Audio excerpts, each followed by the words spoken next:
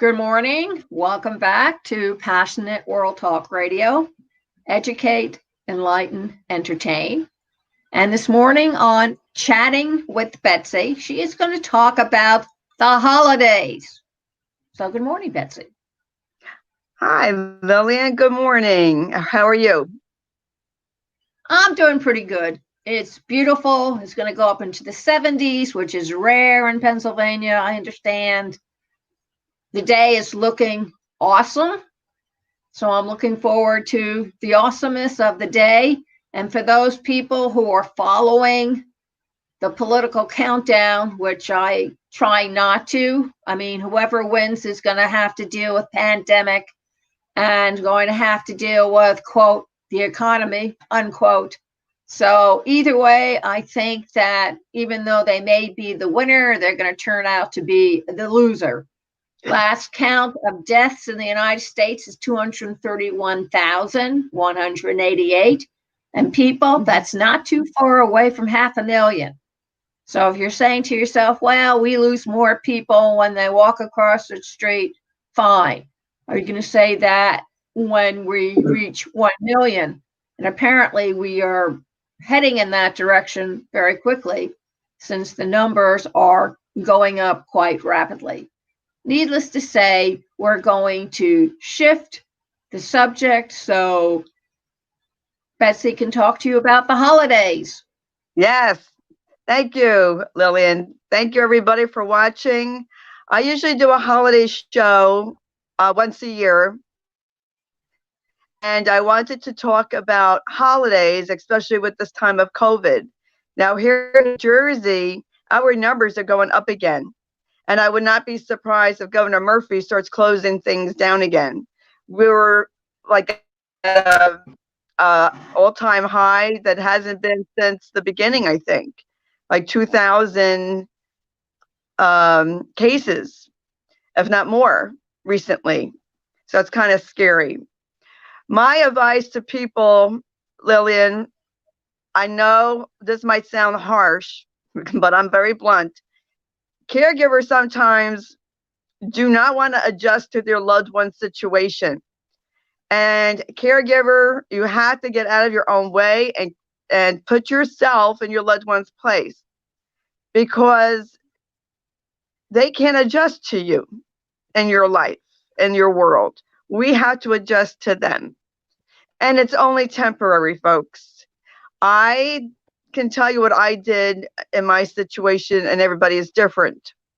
But Matt is no longer here, so I don't have to be concerned about COVID. If I had a family member who is fragile, I would not take them out to a family dinner. And if your family doesn't understand that, well, that's just too bad on them. Because you have to do what's best for you and your loved one. Now, I know Matt would not wear a mask. I know he wouldn't have. He wouldn't even probably worn one even if he didn't have dementia, because that's the way he was. Do not put your loved one in a situation where they will not be successful. Nobody wants to be set up for failure.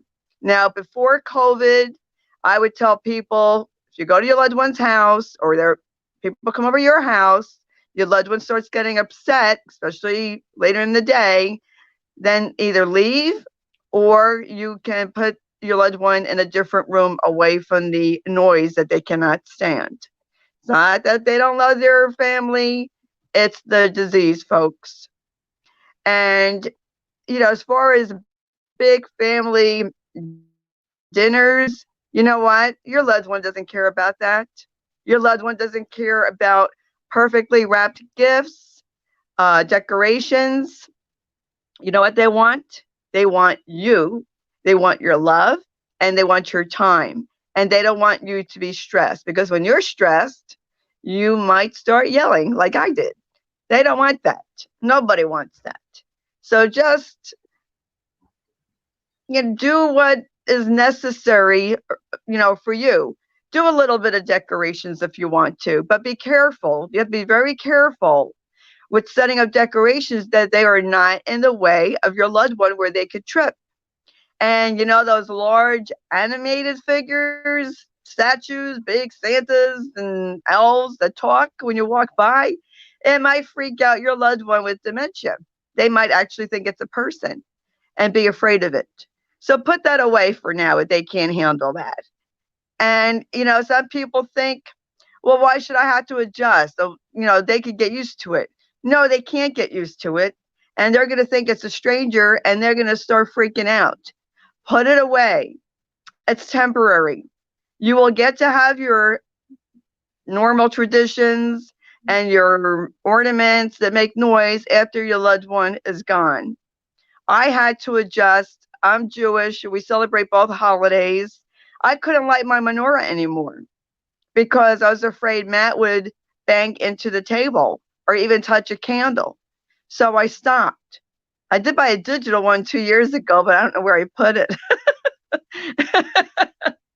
I have no memory where I put it. I have to look for it. We have a little advice for caregivers. Check with your doctor first for you. This is for the caregiver, but check with your doctor first. I went out and I bought a bottle of stress-free gummies. And I did my homework and they had everything that was mentioned in the herbal articles about herbs that help you keep calm. And I have to admit that it has kept me on a very even keel. My husband has passed. It's only been a year. And last night I still cried. But first time in a long time, folks. But what I did find is that when my glass coffee vessel smashed all over the floor, I didn't go into hysterics. I just got the broom and the dustpan and cleaned up and got the vacuum cleaner. So what I'm saying is that it will help you maintain a more even balance with your nerves, because that's what's being affected as a caregiver. It's your nerves. And if they get out of control, then they affect your loved one with dementia or Alzheimer's. And your behavior becomes a reflection of what their behavior is going to be, only magnified, because they have no control over their filters, while you still do. Absolutely. So if you think that these herbal supplements are going to help you coping during the holidays, then find out from your primary or your nurse practitioner if it's okay if you can take them. You don't have to take them every day. Take them every other day. Some of them are quite potent. And instead of taking 2 of them, to only take 1 of them. I mean, use your common sense. That's why you're a caregiver, because you make practical decisions every second of the day. If you didn't, there'd be somebody in there making them for you. So, because sometimes you need a little help around the holidays or a special event like a birthday or an anniversary or somebody else's. If you go to a child's birthday, let me tell you something. Barry had a lot of trouble handling the noise that went around with it. And while he was a Clark Kent type personality, if you startled him, he could put his fist through the wall with no problem. So use your common sense. And like I said, if it's going to help you have an evenness to your own behavior, then do it. Because the holidays is the most stressful time of the year for anybody normal. And then you're a caregiver on top of that, who's not only responsible to your spouse, but if you still have children at home, you're still taking care of parents or in-laws, or you have a great grandmother running around or a great grandfather running around. You also have them to deal with. So don't consider yourself a Superman, but try and figure out a way to make sure you maintain a constant with your nerves. Good advice, Lillian. And also do self-care during the holidays. Grab a cup of coffee by yourself, take a walk, and don't stress out about a big holiday gathering, especially now with COVID. Before, I would say, if you're used to having a lot of people, scale it down. Tell them to bring a covered dish. Say, hey, I don't have time to cook. I'm a caregiver. And this is the situation. Bring a covered dish or don't bother coming. That's the way it is. Families could decide to do a grab bag, but I don't know how people are going to celebrate the holidays this year. I say do it at your own risk. You know your loved one and you know your own health situation. But I would not ever put my husband's health at risk to at all for any reason. And if people get insulted, that's not my problem. It's not your problem if people don't understand your situation. That's their problem. You present the information, it's up to them what they do with it. What you want to something my son is doing. I'm sorry to interrupt. My son and his wife, instead of going to a big restaurant, has ordered all their stuff. And it will be delivered the day before Thanksgiving, whatever. And then they're going to make up prepared plates on paper plates and cover them with saran wrap or aluminum, whatever. Pile them in their freezer or the refrigerator. And then when the family members come, they'll hand it out to them and they'll go back in the cars and go back and eat at home. Because he says, we have a large family and we really want them to understand that they are welcomed, just not in the house. And since many families formerly would make reservations for Turkey Day and Christmas, this is one way of how to have everybody showing up but staying 6 feet away and have the meals prepared for them so they don't have to worry about it on that particular day and everybody's happy. It's a good idea. It's a very good idea, Lillian. And people are worried about shopping and getting the perfect gift. I came to a point that Matt didn't even know how to unwrap a gift and he didn't like it. So I just brought Matt things all year long as he needed it. I didn't make a big deal out of it. You have to go with the flow of your person. And really, it's all about the love, isn't it? Isn't that what holidays is about? It's about the people who are there. So set up a Zoom meeting or set up a Hangout video meeting and have everybody present while they're opening presents. It got to the point with my husband, he was a former professor of organic chemistry, and he was very precise with everything. And he did a lot of lab work. So I gave to him what I used to give to my child when he was around a year and a half, 2 years old. They have more fun with boxes and wrapping paper and ribbons. They don't need anything inside of it. They just enjoy playing with it, winding around their fingers. Barry would take the paper and he would do it in precise and fold it precisely. And I got him mounds of wrapping paper and he and his grandson would sit down together and they would fold wrapping paper. And you're thinking, really? And he's what? He has a doctorate in organic chemistry. It doesn't matter with Alzheimer's. You lose it.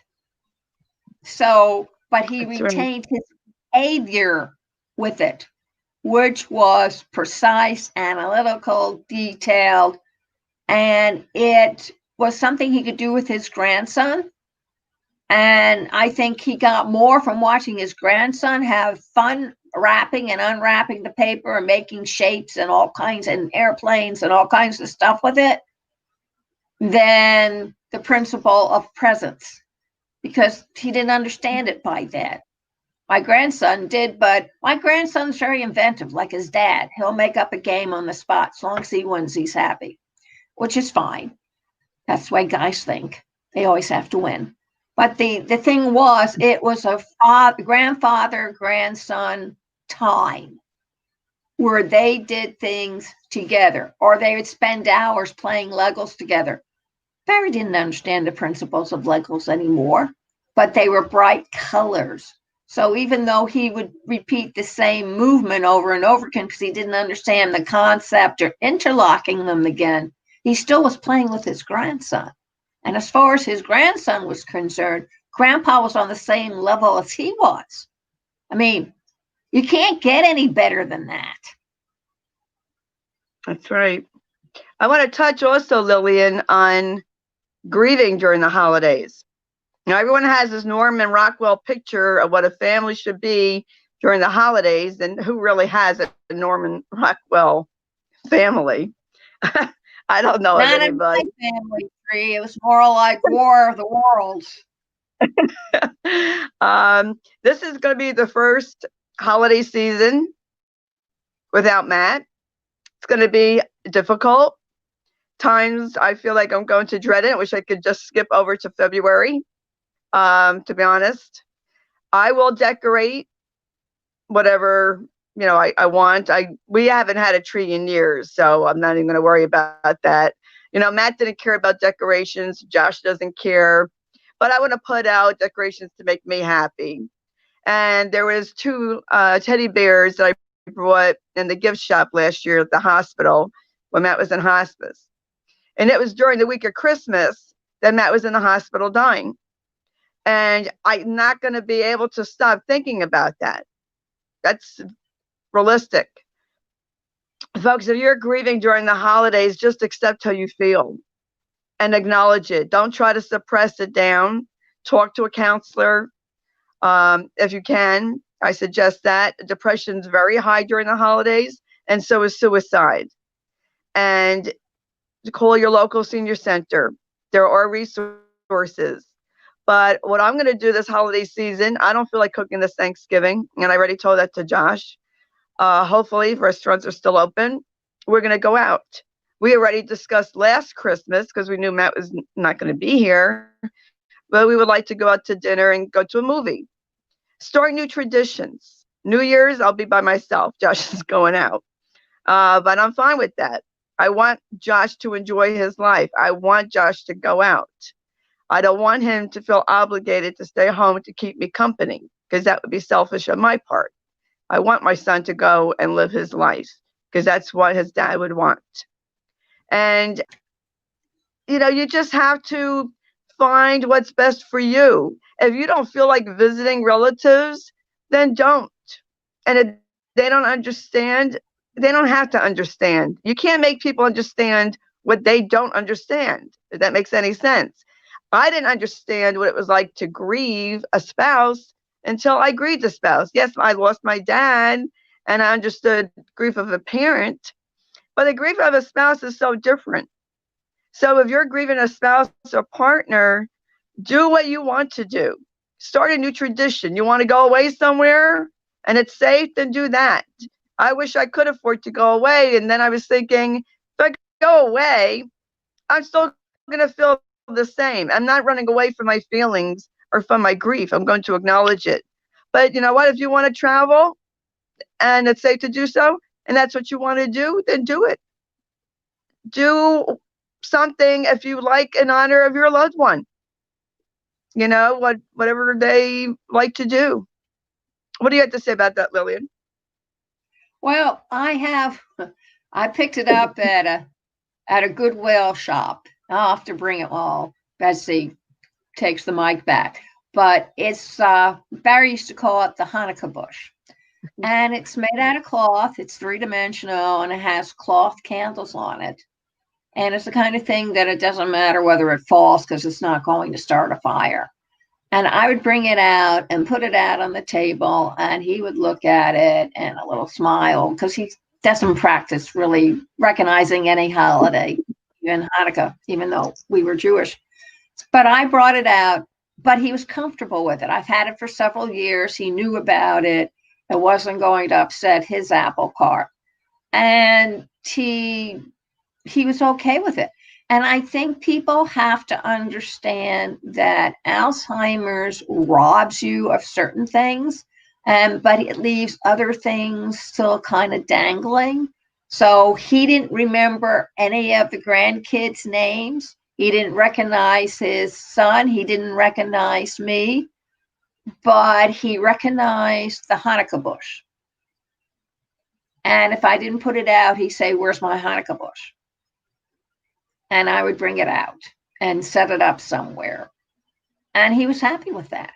So just remember this, that the most familiar to them may be one of the only things that they do remember, and that you should make strides in trying to make sure it's available for them to see. Because it's not about you, it's about them. I know it's a pretty selfish, whatchamacallit, Alzheimer's is a selfish disease. It really doesn't care. But if you love your spouse, I mean, I was willing to go into the arena with the lions and get eaten by them if I could spare him. That's the kind of love I had for him. So to me, I was happy that he recognized the Hanukkah bush because it brought back warm and good memories for him, that which he could remember. That's nice. Not Josh, Matt and I used to dance to a White Christmas, or I'll Be Home for Christmas too.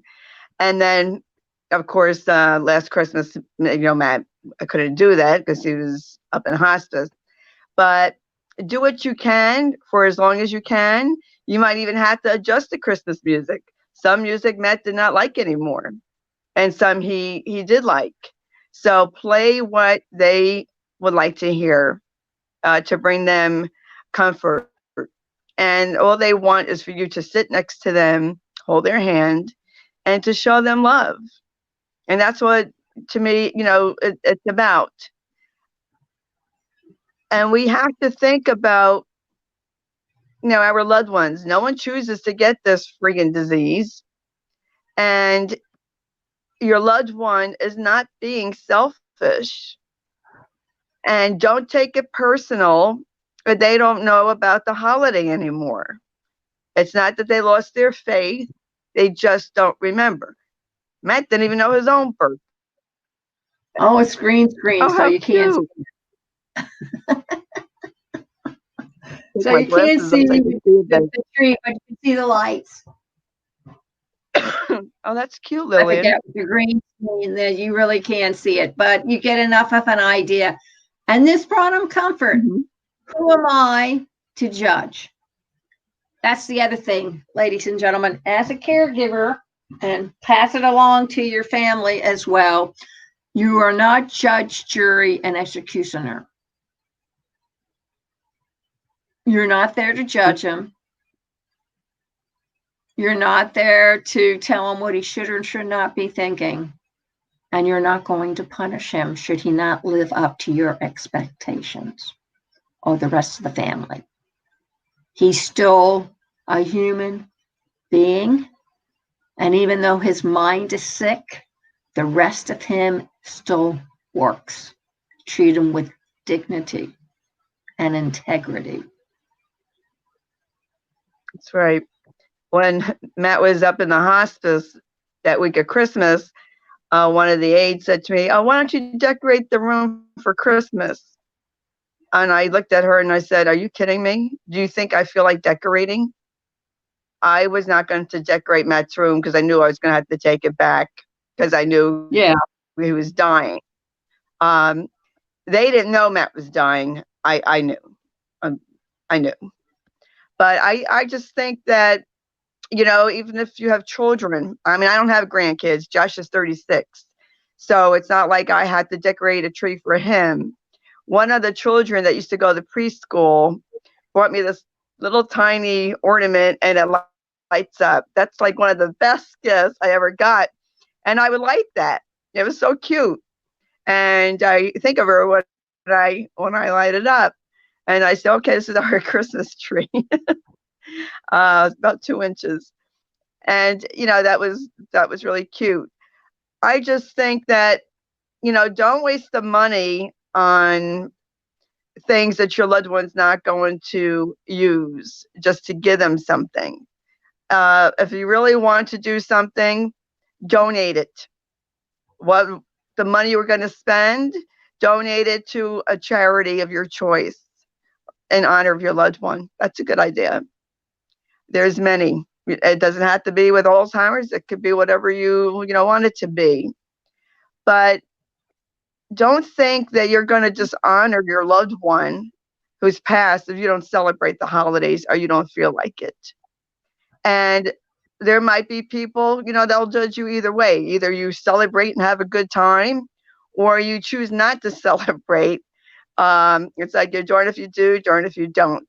Don't worry about what other people think. You have to do what's best for you. And if your loved one's still alive, do what's best for them. If you're able to visit them in the facility, because every state is different and every facility is different, even in the same state. If you're able to visit with them, bring a special treat for the staff and celebrate there. I always said, bring the party to them. Of course, now we can't because of COVID, but do what you can if you could see your loved one. And if you're allowed to visit and you want to decorate their room, then do it. And if you don't feel like doing it or you're not allowed to, then you have to accept that's the way it is now. Things are quite different now with this COVID.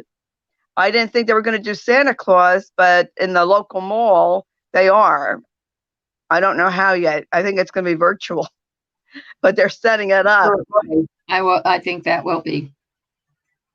So we're going to wrap it up, ladies and gentlemen. If you have any additional questions about the holidays with a loved one, you can contact Betsy at Sloan, SLOAN, Betsy31@gmail.com.